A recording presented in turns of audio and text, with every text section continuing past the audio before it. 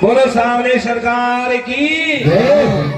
अच्छा, कथा में नींद आती है लेकिन नौटंकी में ना आती, गारंटी है।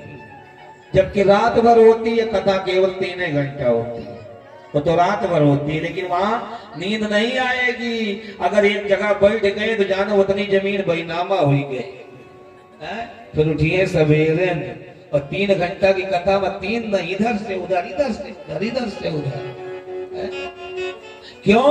क्योंकि कथा का जो मंच होता है ना, कथा का जो स्थान है, उसको बताया फूलों की सेज। फूलों की सेज होती है, जैसे कल आपने सुना भी फूलों की सेज की कथा। और फूल की सेज पे बैठने से नींद जरूर आएगी, लेकिन जो नौटंकी का मंच होता है ना, वहां फूल नहीं, वो कांटों की सेज होती है। तो कांटे पर नींद कहां पड़े भैया, नींद नहीं आने वाली। इसलिए आज जो है खूब हर्षोल्लास से भाई हम लोग ये उत्सव मना रहे हैं, क्योंकि आज बड़े सौभाग्य का दिन है कि आज शिवरात्रि के दिन ऐसा योग यहाँ पड़ा है।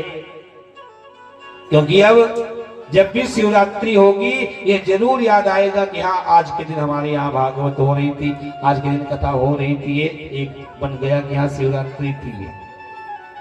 और शिवरात्रि के दिन भगवान कृष्ण का अवतार हुआ था कथा में, ये याद रहेगा। और कुछ याद रहे या ना रहे, लेकिन इतना जरूर याद रहेगा।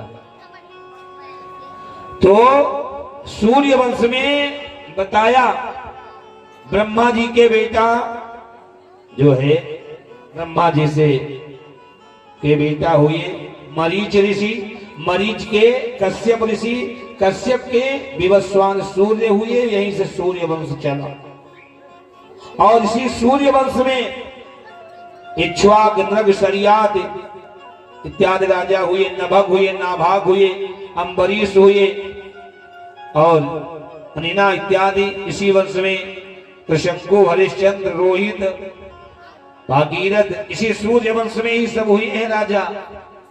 और इसी वंश में भागवत में लिखा कि इसी वंश में आकर के राजा हुए, जिसमें खट्वांग, खट्वांग के बेटा दीर्घबाहु, खट्वांग दीर्घबाहुश्च रघुष तस्मात् पृथुष्प्रभः। खट्वांग के दीर्घबाहु, दीर्घबाहु के जो है रघु, रघु के पृथुष्प्रभा। और उनसे अज से हुए दशरथ। 2 दशरथ हुए हैं सूर्य वंश में, 2 हैं। एक मूलक के बेटा दशरथ है, एक अज के बेटा दशरथ है, 2 दशरथ हुए। और दशरथ के यहां साक्षात परमात्मा राम जी का प्राकट्य हुआ। तो ये जो रघुवंश चला है ना, रघुवंश, क्योंकि कथाएं अनंत हैं, कथाओं का अंत नहीं है।